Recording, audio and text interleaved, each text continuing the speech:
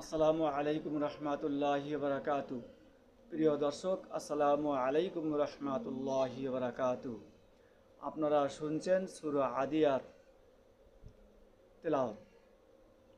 আউযু বিল্লাহি মিনাশ শাইতানির রাজীম।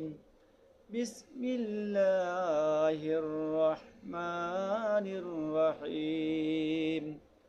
والعاديات ضبحا فالمريات قدحا فالمغيرات صبحا فأثرن به نقعا فوسطن به جمعا إن الإنسان لربه لكنود وإنه على ذلك لشهيد وإنه لحب الخير لشديد أفلا يعلم إذا بعثر ما في القبور وحصل ما في الصدور إن ربهم بهم يومئذ لخبير।